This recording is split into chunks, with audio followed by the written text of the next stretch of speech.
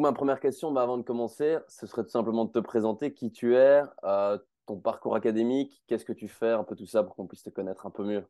Super, Sylvain, merci de me recevoir sur le podcast. Je m'appelle Sean, pour ceux qui ne me connaissent pas. Mon entreprise s'appelle Upside Strength, donc je fais plusieurs choses, je porte plusieurs casquettes. J'effectue des profilages physiologiques, donc des tests d'effort avec différents athlètes, crossfitters, combattants MMA, sportifs d'endurance et autres. Je travaille aussi en qualité de consultant avec plusieurs organisations sportives et avec des individus aussi, que ce soit des coachs ou des athlètes autour de leur préparation physique et plus spécifiquement autour du travail de cardio, de conditionnement. J'ai également un podcast, le Upside Strength Podcast, une chaîne YouTube que j'essaie d'alimenter assez généreusement. Et j'offre également maintenant des formations en ligne pour les coachs et des programmes d'entraînement. Donc, ça fait un petit peu le tour de tout ce que je fais. Mon parcours académique n'existe pas. Je n'ai pas vraiment suivi le parcours classique. C'est-à-dire que quand on me demande t'as fait quelle formation? J'aime bien dire YouTube parce que ça reflète assez bien la manière dont j'apprends et je me suis développé jusqu'à maintenant. Donc, je me suis formé initialement au Canada avec la NSCA, qui est une entité formatrice de préparateurs physiques ou de coachs sportifs. À la suite de ça, j'ai suivi plusieurs séminaires en éducation continue, mais vraiment, je dirais que j'ai commencé à me plonger, à me spécialiser dans le monde du conditionnement il y a maintenant 2 ans et demi, 3 ans. Et j'en suis toujours pas ressorti et j'ai passé la majorité de mon temps ces 3 dernières années à étudier le sujet, à aller poser des questions aux experts, aux véritables experts dans ce domaine et à essayer d'amener un petit peu de synthèse et un petit peu voilà, de notions générales dans tout ça et ensuite de le repartager au travers mes différents canaux de communication. Donc voilà, beaucoup d'études en autodidacte et assez peu au final de formation structurée ou académique. C'est ça qui est fou en vrai, au final, pour moi, si tu arrives à te renseigner sur plein de choses, plein de domaines, avec tout ce qu'il y a maintenant disponible, que ce soit les revues scientifiques ou tout ça, tu sais clairement, et un peu de terrain évidemment, beaucoup de terrain, pour prendre de l'expérience, tu sais clairement être hyper à l'aise dans le domaine et compétent clairement. Ouais, je Vas-y. pense que c'est une porte qui est ouverte à tous, toutes et à tous. Ça demande du travail, hein. C'est pas juste écouter un podcast comme ça. Il faut se poser, il faut écrire, il faut prendre des notes, il faut synthétiser ce qu'on trouve comme information. Mais je pense que la pluralité d'informations qui est actuellement disponible nous permet, avec un petit peu d'esprit critique et un petit peu de temps et un petit peu d'effort, de faire la part des choses et de vraiment aller au centre des questions qui nous intéressent et d'en sortir avec des éléments extrêmement pertinents et, comme tu l'as dit, pratiques qu'il faut ensuite retranscrire sur le terrain, mettre en application, étudier la vraie vie, entre guillemets, pour voir si ça fonctionne, comment ça fonctionne et pour qui. Mais c'est vraiment une opportunité qu'on a la chance d'avoir aujourd'hui qui n'existait pas il y a de ça même 15 ou 20 ans en arrière. Ah ouais, non, clairement, clairement, clairement. Et du coup, aujourd'hui, on va parler d'un sujet que tu affectionnes. Et j'avais vu dans tes vidéos que tu aimais bien parler de domaine d'intensité et de zone d'entraînement, que tu différenciais les deux. Est-ce que tu pourrais expliquer ce que c'est et pourquoi tu les différencies et c'est quoi les différences? Et puis en termes de zone d'entraînement, qu'est-ce que c'est? Combien il y en a? Parce que je sais que tu dis qu'il y en a un petit peu plus. Parfois, il y en a qui en donnent moins que ce que tu donnes. Donc un peu expliquer tout ça. Super. Alors ouais, donc je distingue les domaines d'intensité, comme tu l'as dit, et les zones d'entraînement. La manière dont j'aime bien les expliquer, c'est que les domaines d'intensité, c'est des choses qu'on peut mesurer au niveau physiologique. Donc, avec différents outils, que ce soit des mesures de lactatémie, des mesures d'échange gazeux ou d'oxymétrie musculaire, on va pouvoir distinguer différents domaines d'intensité. Il y en a 4 qui s'appellent le domaine modéré, élevé, sévère et extrême. Le domaine extrême, on en parle assez rarement. En gros, c'est des efforts qui sont assez courts en général et de très très haute intensité, 2 minutes et moins. Et donc, on se concentre en général vraiment sur les trois du bas, le modéré, le élevé et le sévère. Ces domaines d'intensité, les transitions entre ces domaines d'intensité sont ce qu'on appelle les seuils. On a donc les seuils physiologiques dont beaucoup de monde parle et qui, encore une fois, peuvent être mesurés à différents niveaux. On a des seuils ventilatoires, on a des seuils au lactate et c'est des choses qui essayent de mesurer la même chose, en fait. C'est ces changements d'état interne et pour faire très simple, le domaine modéré, le premier, à basse intensité, si on veut bien, on a un équilibre interne au niveau cellulaire, c'est-à-dire que nos cellules, nos fibres musculaires en elles-mêmes elles arrivent à assumer la charge de travail qu'il aurait imposée et il n'y a pas de produits métaboliques dérivés qui doivent ensuite, par exemple, se retrouver dans le sang au niveau de la lactatémie. Donc, une caractéristique du domaine modéré, c'est que tes niveaux de lactatémie dans le sang vont être proches, voire équivalents à ceux du repos. Hmm. Donc, encore une fois, il y a pas de charge au niveau systémique, au niveau de l'organisme global. C'est vraiment les cellules arrivent à assumer le travail et arrivent à rester dans un état stable. Une fois que tu dépasses ce premier seuil et que tu passes dans le domaine élevé, là, du coup, eh ben, les cellules en elles-mêmes ne peuvent plus assumer ce travail et du coup, elles vont, on va dire, demander de l'aide à leurs collègues. Donc, que ce soit en général, ce qui se passe, pour faire très, très simple, une fois que la cellule en elle-même n'arrive plus, ou les cellules en elles-mêmes n'arrivent plus à gérer et à recycler ce lactate qui est produit du fait de la glycolyse simplement, d'accord. Le lactate, c'est un demi-sucre, c'est le produit de fin de la glycolyse. Donc, quand tu prends du glucose ou du glycogène, qui est un des substrats énergétiques, et que tu le casses pour recycler cet ATP, eh ben, le produit de fin, c'est le lactate, tout simplement. Ce lactate, on va pouvoir le recycler dans nos mitochondries directement. Et une fois que nos mitochondries, une fois qu'on arrive à saturation, on ne peut plus en recycler assez par rapport à ce qu'on produit par unité de temps, eh ben, on va faire passer le reste dans le sang. Et c'est là où on mesure une augmentation des niveaux de lactatémie dans le sang. Et donc, encore une fois, ce lactate dans le sang, qu'est-ce qu'il va faire? Eh ben, il va pouvoir être réutilisé au niveau du foie pour refaire du glucose et être restocké en glycogène. Il va pouvoir être utilisé par des muscles non impliqués également, qui vont participer à cette oxydation du lactate et à ce recyclage. Okay, et donc, on a maintenant un état stable au niveau systémique, mais plus au niveau cellulaire. Donc, domaine modéré, équilibre au niveau cellulaire, domaine élevé, équilibre au niveau systémique, au niveau de l'organisme complet, jusqu'au deuxième seuil. Et là, une fois qu'on passe ce deuxième seuil, en cyclisme, on appelle ça le FTP, certains appellent ça la puissance critique, la vitesse critique, le seuil anaérobie, il y a plein de termes différents, mais qui veulent tous dire la même chose au final. C'est cette transition entre un état interne stable au niveau global et une perte de cette homéostasie, une perte de cet équilibre interne qui est caractérisé dans le domaine sévère. C'est ça qui fait qu'une fois que tu es dans le domaine sévère, c'est qu'une histoire de temps avant que tu atteignes ta VO2 pic et que Hmm. tu atteignes l'échec peu après. Donc, en gros, on a ces trois domaines d'intensité, les domaines partagés par ces seuils physiologiques, seuil 1, seuil 2, et après qui ont différents noms selon où on les mesure, que ce soit lactate, ventilation ou autre. Et en gros, donc ça, c'est ce qu'on peut mesurer au niveau physiologique. Donc, tu Et vas faire un test. Dis-moi. du coup, je te coupe. Est-ce que les seuils, du coup, c'est pas des valeurs fixes pour chaque individu, elles sont différentes en fonction de l'entraînement de l'individu ou enfin, ouais, de son entraînement. C'est pas les mêmes, il n'y a pas une valeur type ou est-ce qu'il y a une valeur type top, seuil 1, c'est cette valeur-ci en lactatémie, seuil 2, c'est ça, ou ça peut varier en fonction des individus? C'est une très bonne question, Sylvain, et je pense que c'est important ce que tu mets en avant ici, c'est que c'est des valeurs qui sont individuelles.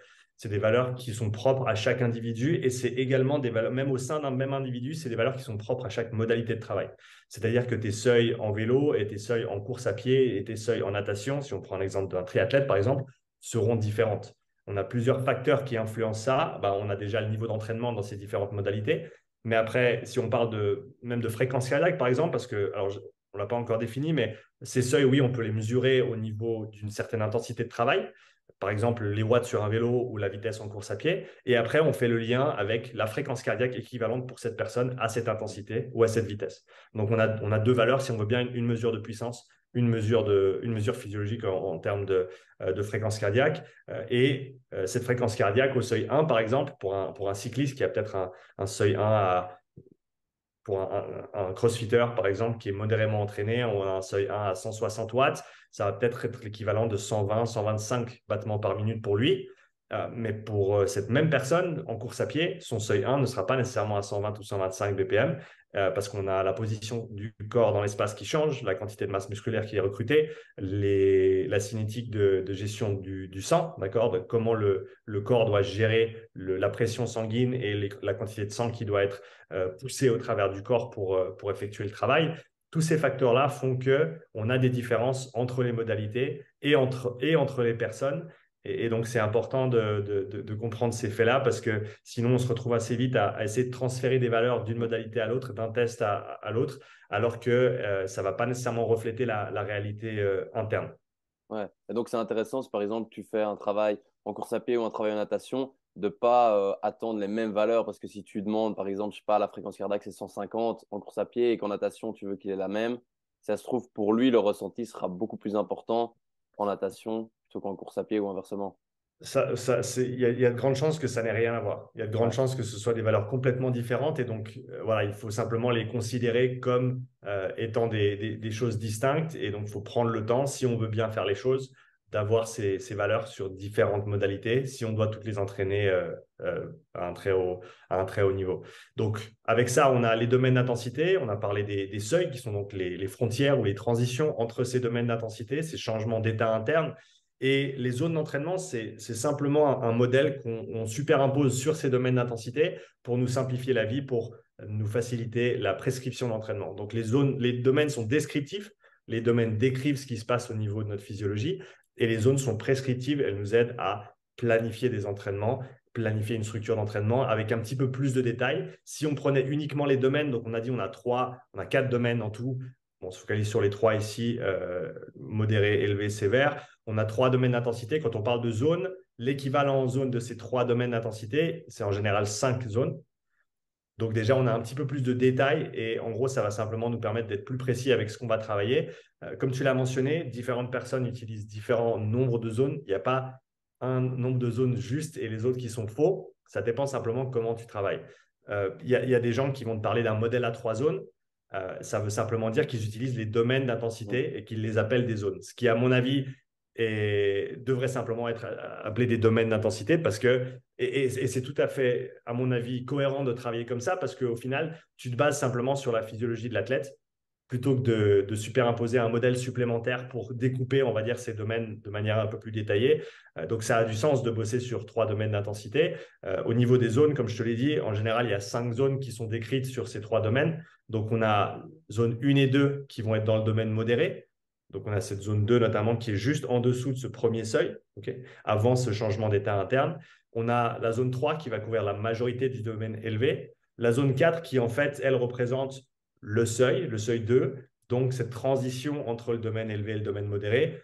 Si on a des valeurs de puissance, on va en général prendre 90% de la puissance critique ou du deuxième seuil et 105% comme valeur basse et valeur haute respectivement pour cette zone 4. Et la zone 5 va ensuite être la partie restante du domaine sévère. Ensuite, on a le domaine extrême. Personnellement, moi, je la partage en deux, mais ça pourrait être découpé de manière un peu plus précise encore. Moi, je distingue les sprints longs, donc les efforts courts mais très intenses, mais qui ne sont pas supramaximaux, donc ce n'est pas un effort pied au plancher, mm. contrairement à la zone 7, où là, je distingue ça par des efforts supramaximaux. Donc, ce que je veux dire par là, c'est un sprint, départ à fond, et en gros, tu restes à fond le plus longtemps possible, quitte à avoir une déperdition au niveau de la puissance ou de la vitesse. Donc, personnellement, j'utilise cette zone, mais encore une fois, ça ne veut pas dire que 7 c'est juste et 8 c'est faux ou que 5 c'est faux. C'est simplement la manière dont j'organise ma réflexion autour de la planification de l'entraînement pour les modalités avec lesquelles je travaille. Mais voilà, c'est important qu'on comprenne je pense que c'est important que tout le monde comprenne l'idée de ces domaines d'intensité parce que c'est littéralement la base commune en fait de toutes les planifications d'entraînement. Une fois que tu as compris ces domaines d'intensité, tu vas pouvoir lire un programme d'entraînement, peu importe d'où il vient, et comprendre ce que la personne essaye de te faire travailler ou de te travailler pour les coachs. Et ça, je pense que c'est important qu'on ait cette base commune. Mais du coup, comment tu fais? Imaginons si tu te bases que sur la fréquence cardiaque, comment tu fais pour gérer? Parce que si une personne est fatiguée ou pas dans son assiette en ce moment, ben, la fréquence cardiaque aura peut-être tendance à augmenter plus rapidement. Et donc, est-ce que ça pourrait induire en erreur son entraînement où tu te dis, OK, là, tu dois être repère 150 de fréquence max. Et comme il est fatigué, ben, il monte plus vite à 150, mais donc son intensité est moins importante que celle qu'il devrait avoir. Très bon point que tu relèves encore une fois. Là, on en vient du coup à l'aspect coaching. Parce qu'on a la planification qui est écrire sur un bout de papier ou sur un ordinateur la structure des séances et les intensités. Et après, on a la réalité du terrain, c'est-à-dire qu'on travaille avec des êtres humains. Et les êtres humains, ce n'est pas des machines. Et donc, tous les jours, on a potentiellement un différent état de fraîcheur, de préparation, de récupération qui va avoir un impact sur les entraînements. Et donc, dans ce cadre-là, ce que j'aime utiliser, c'est le modèle des 3 P qui nous vient de Steven Seiler, qui est un des un des pionniers, on va dire, en entraînement de sport d'endurance. Et les 3P, ils nous informent sur la performance, la physiologie et la perception. Donc, une mesure de performance en vélo, c'est les watts, par exemple. Une mesure physiologique, c'est la fréquence cardiaque, comme tu viens de le mentionner. Et la mesure de la perception, c'est le ressenti effort sur 10, par exemple, sur une échelle de 10, très simplement. Pour ceux qui aiment bien se compliquer la vie, une échelle de 20, entre 6 et 20. Mais moi, j'aime bien de 1 à 10, c'est assez simple. Donc, si tu as ces 3 mesures, tu vas pouvoir déterminer ce qui se passe pendant tes entraînements. Est-ce que je suis à la bonne intensité par rapport à mon objectif de séance? Est-ce que le ressenti correspond à ce que j'avais planifié moi en tant que coach? Ça, c'est extrêmement important à mon avis et c'est quelque chose qu'on oublie. On écrit des chiffres sur le papier, on donne des séances, mais quel est l'objectif de la séance? Et est-ce qu'on communique ça à l'athlète au niveau de notre planification? Est-ce qu'on fait en sorte qu'ils savent exactement qu'est-ce qu'ils doivent ressentir? Parce que comme tu l'as dit, s'ils sont soit dans un très bon jour, soit dans un très mauvais jour, et que ça dévie considérablement de l'état normal, entre guillemets, eh ben, ça va avoir une influence soit positive, soit négative sur la séance potentiellement. Et ça, faut qu'on sache le régler. Donc, tu as parlé de la fréquence cardiaque et non, c'est pour ça qu'il ne faut pas se baser uniquement sur un seul paramètre. Idéalement, il en faut minimum 2, voire 3 si possible, en sachant que la perception, c'est accessible à tout un chacun. Les watts, tu les as devant les yeux si tu es sur un vélo. Et la fréquence cardiaque, il suffit de mettre une ceinture et tu l'as également. Donc, si tu as ces 3 paramètres, là, on va pouvoir être un petit peu plus précis avec notre exécution du coup des entraînements. Et quand tu as parlé de fréquence cardiaque, donc oui, si on est fatigué, des fois, on peut avoir une fréquence cardiaque qui est plus haute, mais on peut également avoir l'effet contraire qui est une fréquence cardiaque plus basse, qui Mm. dénoterait d'une fatigue nerveuse, qui fait qu'on ne va pas pouvoir recruter autant d'unités motrices, de masse musculaire, etc. Et qui fait qu'en général, le cœur ne bat pas aussi fort, ne bat pas aussi haut. Et donc, dans ce cadre-là, et ça d'ailleurs, c'est un moyen d'autorégulation de l'entraînement, c'est-à-dire que si pour un entraînement donné que tu as déjà fait plusieurs fois, pour lesquels tu as des valeurs, notamment par exemple de fréquence cardiaque, si tu vois que tu es 5 à 10 battements en dessous de là où tu devrais être pour une puissance donnée et que tu sens que ton ressenti est fort, ton RPE il est plus haut que ce que ça devrait normalement être, tu n'es peut-être pas dans le meilleur état pour exécuter cet entraînement aujourd'hui. Peut-être qu'il te faut un jour de repos, peut-être qu'il faut simplement faire un peu de basse intensité ce jour-là et on va dire bien te reposer pour le jour suivant, plutôt que d'aller dans le mur si tu sais que bah, au final, ton corps il n'est pas prêt à répondre. Je pense qu'on ne pense pas assez à ce paramètre-là qui est notre capacité à assimiler, à absorber ces entraînements et à vraiment générer les adaptations qu'on recherche plutôt que simplement faire l'entraînement et d'être fatigué. La fatigue, ce n'est pas ce qui fait qu'on devient meilleur. D'accord? Si on s'entraîne tout le temps dans un état de fatigue avancé, eh ben on va vraiment largement réduire notre potentiel de développement. Donc, c'est là où c'est intéressant d'avoir, comme tu l'as dit, la fréquence cardiaque comme référence, savoir quelles sont nos valeurs normales pour une intensité donnée, pour un type d'entraînement. Et si on voit une déviation significative, commencer à se poser la question, OK, quel est mon ressenti? Est-ce que je suis fatigué? Est-ce que j'ai bien dormi hier soir? Est-ce qu'il y a d'autres facteurs personnels, psychologiques, professionnels qui peuvent avoir une influence sur mon état de fraîcheur aujourd'hui? Et est-ce que je devrais modifier mon entraînement en conséquence? Ouais. Et c'est là qu'on se rend compte qu'il faut prendre en compte à fond l'aspect psychologique dans l'entraînement. Parce que si tu n'en tiens pas compte, bah, je pense que tu vas droit dans le mur, clairement, avec ton athlète ou ton équipe, quoi, clairement. Bah, c'est ce qu'on disait avant, c'est-à-dire qu'on n'est pas des machines. Et il faut prendre en compte ce facteur psychologique. Le stress, c'est le stress. Le corps, le cerveau, il s'en fout. Que ça vienne que tu te sois engueulé avec ta copine ou que tu aies perdu ton job ou que tu te sois entraîné 3 fois par jour pendant 3 semaines. Le stress, c'est le stress. Et le corps, il va répondre de la même manière. Et en général, on a de la peine à faire la part des choses avec l'entraînement. On essaie de compartimentaliser. On dit ah ouais, l'entraînement, non, ça c'est bon. Je mets tous les autres trucs de côté. Mais on sait que ça ne fonctionne pas comme ça. Et on a de la peine à, du coup, justement, autoréguler nos entraînements par rapport à ces facteurs externes, en sachant que les facteurs externes, ça fait complètement partie de l'entraînement en lui-même. C'est une des choses les plus importantes pour moi d'ailleurs avec les athlètes avec qui je travaille, c'est qu'on ait cette communication ouverte par rapport à ce qui se passe en dehors de l'entraînement. Parce que s'il y a des choses qui vont pas, je dois le savoir parce que je sais que ça va avoir une influence sur les entraînements. Et donc, c'est peut-être soit à moi de même modifier ces entraînements en conséquence, soit de m'attendre à ne pas voir les résultats qu'on cherchait du fait de ces facteurs externes. Et encore, c'est pas grave, c'est simplement la réalité et il faut la prendre en compte. Donc, faut pas que les athlètes se sentent mal à dire à leur coach, de leur dire, et on n'a pas besoin nécessairement d'aller dans les détails, on n'est pas des psys, en tout cas, c'est pas notre vocation et on n'est pas formé pour, donc on va rester dans notre domaine de compétences. Mais donc, nos athlètes n'ont pas besoin de détailler tous les soucis qu'ils ont à la maison, mais le fait qu'on sache qu'il y a quelque chose qui ne va pas, ça peut nous aider à simplement voilà, être mieux organisé vis-à-vis de ces entraînements, à mieux gérer le retour des athlètes, à mieux interpréter aussi les performances qui ont été exécutées sur un entraînement ou sur une compétition, et donc avoir vraiment cette vue d'ensemble globale et donc pour moi la psychologie ça tombe dans le panier perception.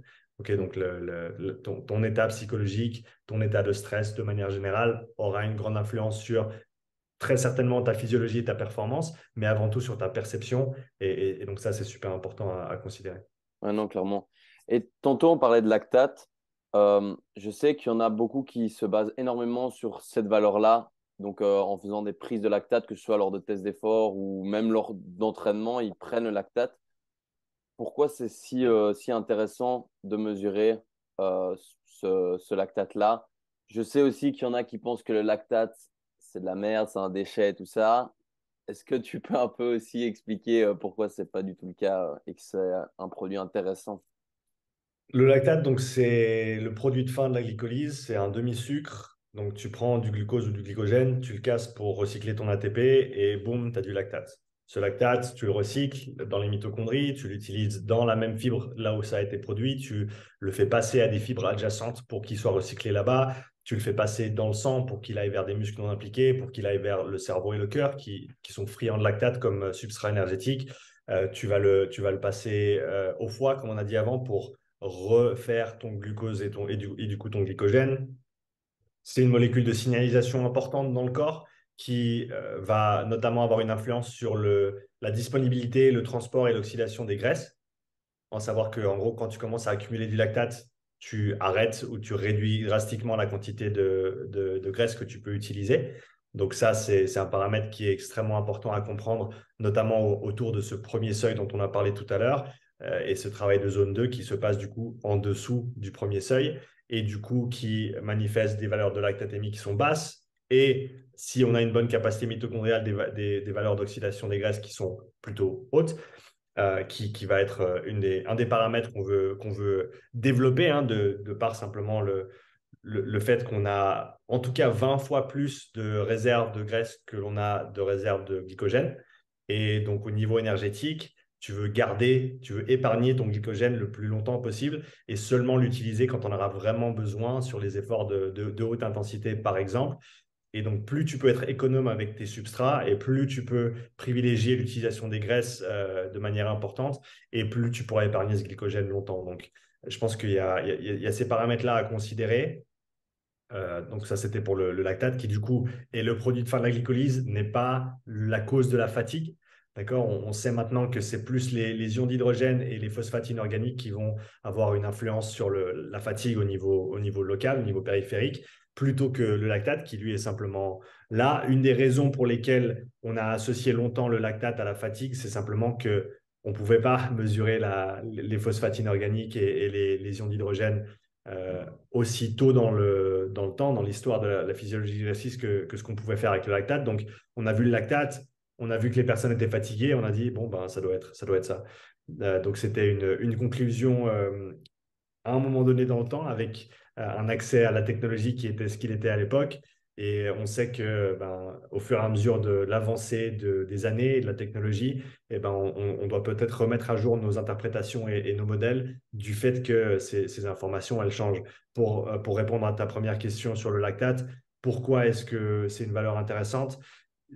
Comme je t'ai dit avant, j'ai fait un petit peu le tour des différentes modalités de tests. D'ailleurs, quand moi j'effectue des tests, j'utilise toutes les modalités citées au début, c'est-à-dire on va mesurer la fréquence cardiaque, on va prendre le ressenti d'effort, que ce soit au niveau global, au niveau des jambes, au niveau de la respiration. On va mesurer la respiration, on va mesurer la consommation d'oxygène, on va mesurer la saturation musculaire en oxygène également au niveau local avec un outil qui s'appelle le MOXIE, et on va prendre le lactate. Et toutes ces informations me permettent de trianguler et de trouver la meilleure interprétation possible pour cette personne sur cette modalité à ce moment-là.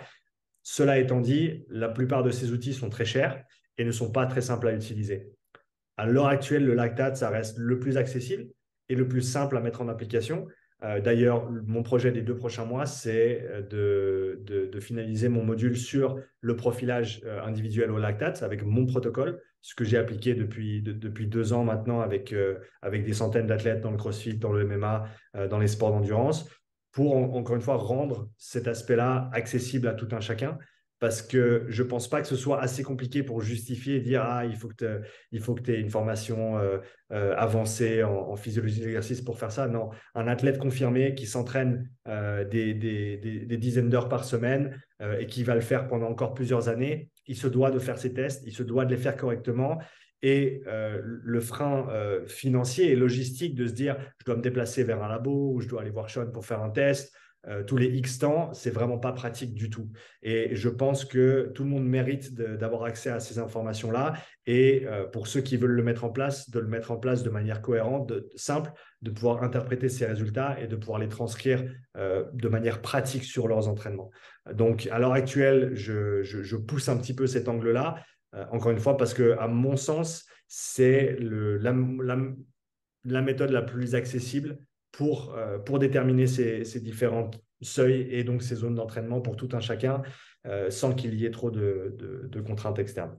Ouais. Mais ouais, parce que j'avais vu, on avait été en labo pour observer un de tes efforts. Maintenant, le lactate, tu peux juste mettre une petite, enfin, tu fais une petite pique ici pour le sang, et puis ta petite machine prend juste une languette, tac, et tu as la valeur en 5 secondes, 10 secondes. Donc, c'est hyper pratique, quoi. C'est extrêmement pratique et si tu as le cadre d'interprétation, parce que une des complexités du lactate, c'est qu'il y a plein de méthodes d'interprétation différentes, il y a plein de philosophies différentes. Donc, il faut simplement aller droit au but et savoir pourquoi tu le fais et comment tu vas le faire et pas t'éparpiller dans les débats infinis de qui a raison, quelle est la bonne méthode d'interprétation. L'idée avec ce module, ce sera une synthèse de tout ce que moi j'ai appris, condensé dans mon protocole. Et donc, ce sera de loin pas la seule manière de faire, mais ce sera une manière pratique, efficace et directe de le faire, afin que, encore une fois, que ce soit des coachs, des athlètes, ou des personnes qui sont intéressées à améliorer leur état de santé également, parce qu'on connaît maintenant l'importance du développement métabolique. J'ai parlé des mitochondries avant, donc ces petites organelles qui se résolent littéralement à l'intérieur de nos fibres musculaires, qui utilisent l'oxygène, qui recyclent cet ATP, qui utilisent des sucres et des graisses. C'est littéralement la chose la plus vivante qu'on ait. C'est notre raison d'être. Sans les mitochondries, on n'existerait pas, en tout cas pas dans notre état actuel. Et c'est un paramètre de santé qui est très, très important et qui est souvent délaissé, négligé ou mal compris simplement. Donc, je pense que ouais, tout le monde mérite d'avoir accès à ces informations-là. Mhm. Et l'autre jour, je regardais un peu tes vidéos et je suis tombé sur un moment, tu parles de VLA Max, chose que je ne connaissais pas. Est-ce que tu pourrais un peu expliquer ce que c'est et peut-être dans quel but l'utiliser ou comment l'interpréter? Ouais, c'est un sujet super intéressant dans lequel je me plonge ces jours-ci. Ça vient à la base d'un gars qui s'appelle Eloïs Mader, un Allemand, qui a, qui a commencé à publier des papiers là-dessus dans les années 70, 80, si je ne me trompe pas, et qui a créé un modèle de la bioénergétique cellulaire, un modèle mathématique de la bioénergétique cellulaire, et qui est extrêmement intéressant, qui est extrêmement complexe au niveau mathématique. Je ne l'ai pas encore compris, mais je l'ai déjà vu mis en place par plusieurs personnes d'une manière cohérente qui se retranscrivait de manière très, très pratique dans l'entraînement. C'est pour ça que c'est un modèle qui m'intéresse et que je le recherche à l'heure actuelle. En gros, la VLA max, c'est une valeur qui est plutôt théorique que pratique, dans le sens où il n'y a pas de manière, il n'y a pas de bonne manière de le mesurer à l'heure actuelle. Mais la VLA max, c'est ton volume de lactate maximal ou si on veut bien, ta capacité glycolytique maximale, c'est-à-dire combien de lactate tu peux produire par unité de temps, en sachant que le lactate vient de la glycolyse. Donc, voilà, quelle est ta capacité glycolytique maximale? C'est un petit peu ça l'idée. Et dans le modèle de Madère, euh, en gros, tu as 3 paramètres qui sont importants. Tu as le VLA max, tu as la VO2 max, donc la consommation maximale d'oxygène, qu'on connaît bien. Et tu as un troisième paramètre qui est le pourcentage de VO2 max que tu as à ton deuxième seuil. Donc, ton deuxième seuil étant, on se rappelle, l'intensité maximale à laquelle tu peux maintenir un état stable au niveau interne.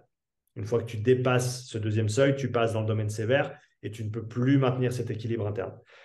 Et il y a une interaction entre ces trois paramètres qui peut être quantifiée, qui peut être calculée.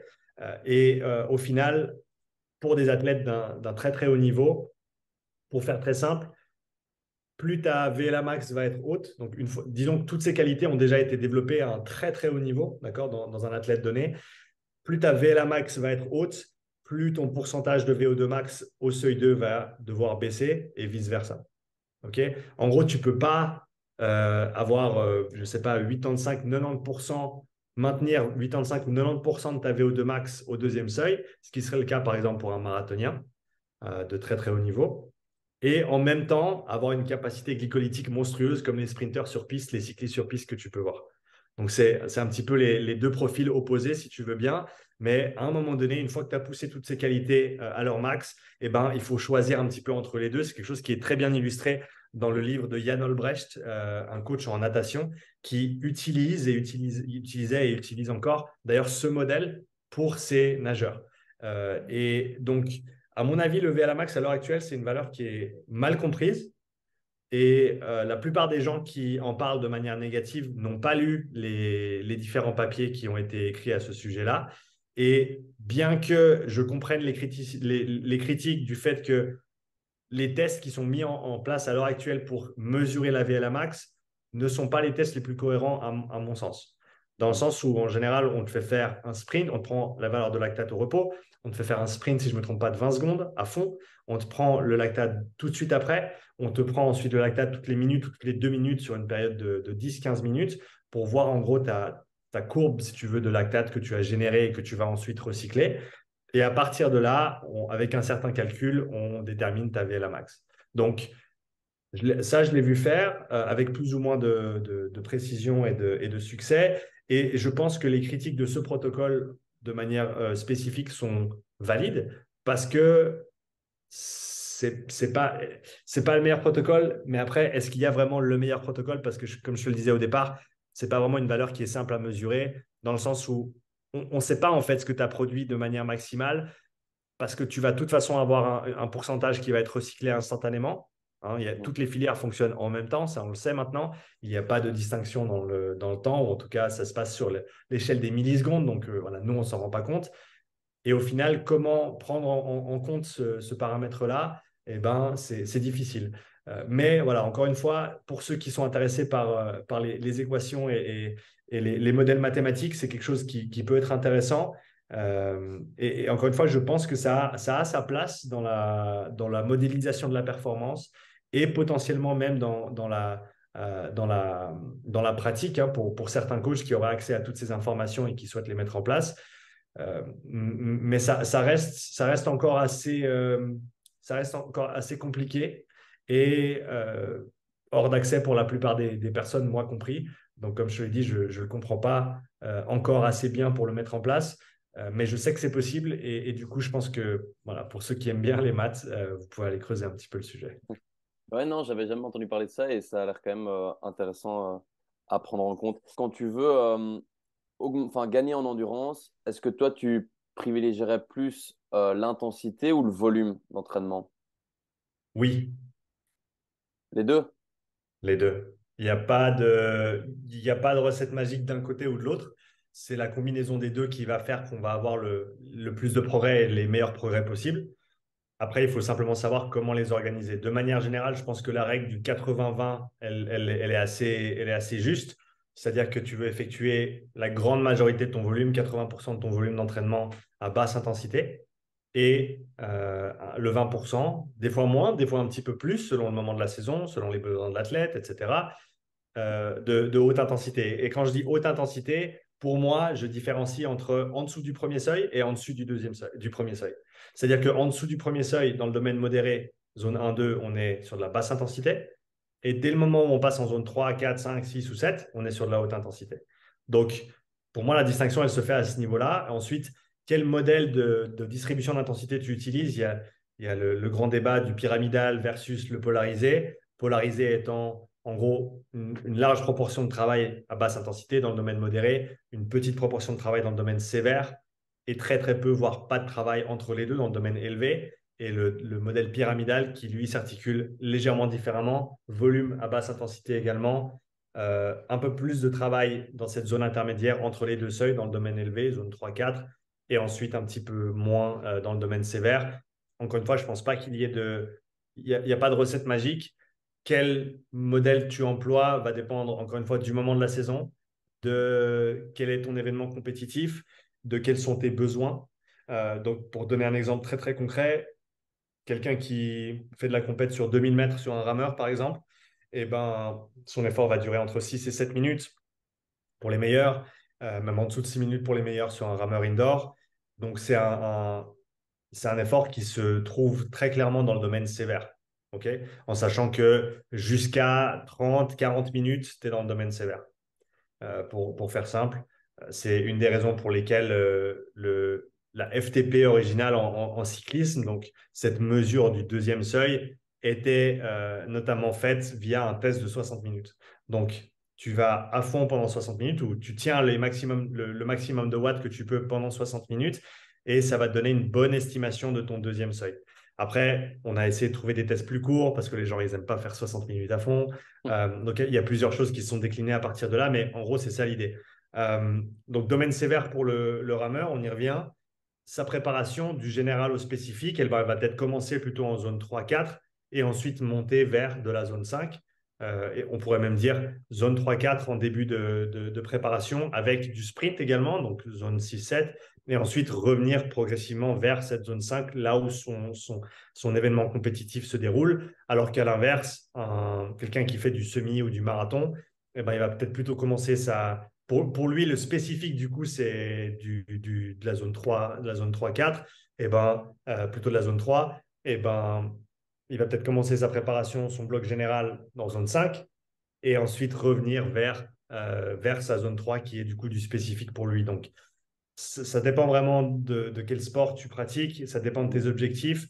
Il y a pas de vérité absolue. C'est là où on arrive sur la magie l'art du coaching, la science et l'art du coaching, mais voilà, savoir comment organiser ces blocs d'entraînement dans le temps, savoir lesquels appliquer au bon moment pour la bonne personne, c'est ça qui importe, mais de manière générale, il te faut les deux, volume et intensité. Volume en dessous du premier seuil, intensité en dessus du premier seuil de manière générale pour avoir une planification globale et bien organisée.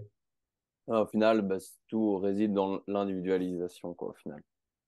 C'est Et ça. maintenant, j'aimerais avoir ton avis sur, j'ai déjà eu cette réflexion, mais est-ce que en sport co, par exemple, imaginons dans le basket ou dans le handball ou des sports comme ça, il y a beaucoup de sprints très courts.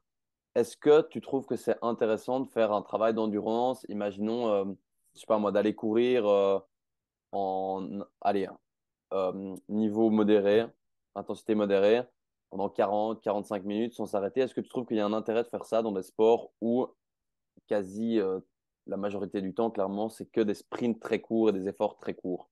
Je dirais oui, mais pas seulement. C'est-à-dire que, surtout pour les gens qui sont en déficit d'endurance, qui ont de la peine à finir, j'ai travaillé pas mal dans le rugby, donc pour quelqu'un qui a de la peine à finir les 20-30 dernières minutes du match, la personne manque d'endurance, pure et simple. Donc, il va falloir l'adresser à plusieurs niveaux.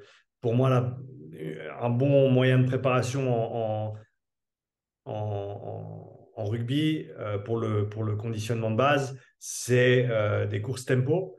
Donc, ça va être des intervalles tempo, c'est-à-dire que l'athlète va courir 15 à 20 secondes, se reposer ou marcher de manière active pendant une quarantaine de secondes et répéter ses efforts et accumuler de tête, si je me souviens bien, entre 2000 et 3500 mètres par séance, à hauteur de 2 ou 3 séances par semaine, selon le niveau. Ça peut aller plus haut, ça c'était au niveau où j'évoluais moi. Et ça sert de conditionnement dans le sens où, pour reprendre cette idée de domaine d'intensité, on va dans le domaine, on va dans le domaine élevé, on revient dans le domaine modéré. Donc on passe 15-20 secondes maximum dans le domaine élevé, ce qui nous permet du coup d'avoir des vitesses de course qui vont être plus proches de ce qu'on retrouve en match. Parce que sur un terrain de rugby, alors oui, tu vas trottiner beaucoup, etc. Ça, on sait que c'est une grande proportion des mouvements, mais les actions déterminantes vont se faire à des vitesses hautes. Et donc, plus tu as de temps accumulé à des vitesses de course qui sont hautes, mieux ce sera pour toi. Et donc, ces courses type tempo, qui sont inspirées de Charlie Francis, qui était un coach d'athlètes à l'époque au Canada, euh, te permettent, et qui sont utilisés encore aujourd'hui et pour des sprinteurs, hein, c'est du travail qui te permet de développer ton endurance tout en gardant des vitesses de course qui sont élevées, plus élevées en tout cas que ce que tu ferais sur un footing, par exemple.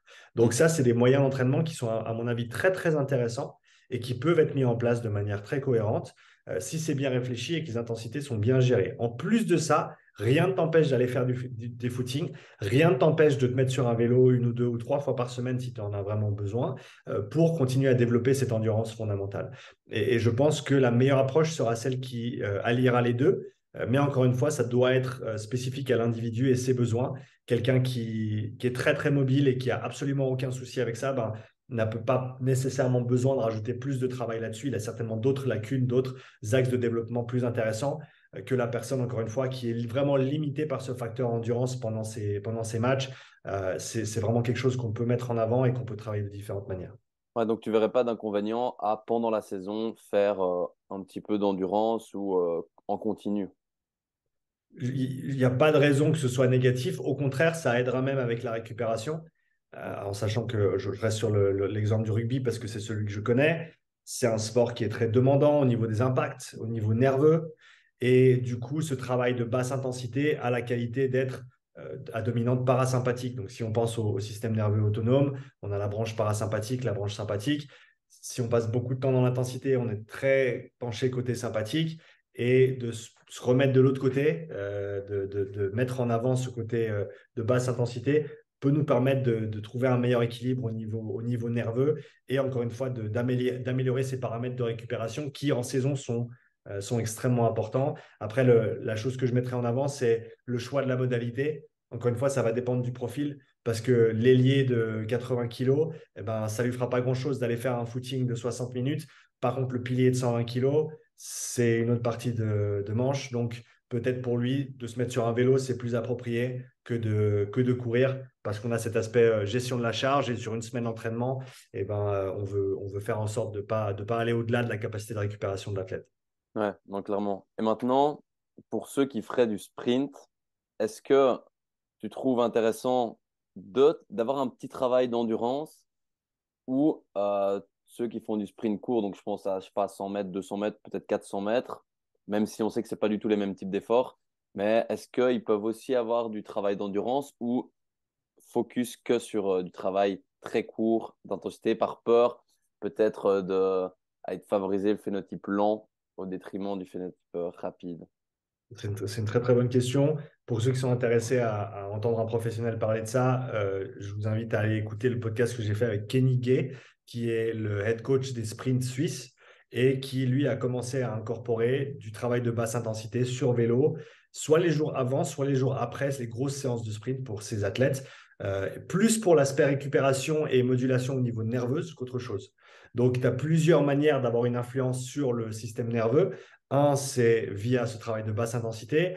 Une autre, ce serait au travail de input au niveau manuel, donc des physios, des personnes qui savent travailler au niveau de la tension musculaire. Ça, c'est des choses qui sont communes au niveau des sprinteurs parce qu'on sait que le muscle génère sa puissance maximale à un tonus donné et que trop de tonus ou pas assez de tonus, c'est sous-optimal pour cette production maximale de puissance et de vitesse. Et donc, on a plusieurs moyens de moduler ces choses-là. Et il semblerait que le travail de basse intensité, dans un cas général, peut être un moyen d'avoir un impact positif sur cette récupération, notamment au niveau nerveuse, fraîcheur nerveuse, récupération pour le reste de la semaine, qui peut être fait du coup avant ou après un jour de très très haute intensité en sprint. Mais encore une fois, pour quelqu'un qui est très très déficient en capacité de travailler en endurance, c'est tout à fait envisageable d'avoir un peu plus de travail dans la semaine qui est axé là-dessus. Mais encore une fois, ce ne serait pas le seul moyen de développement. On a ces courses tempo qui sont très communes en sprint et qui vont très, très bien fonctionner à ce niveau-là aussi. Donc, ça, c'est deux aspects qui peuvent être envisagés.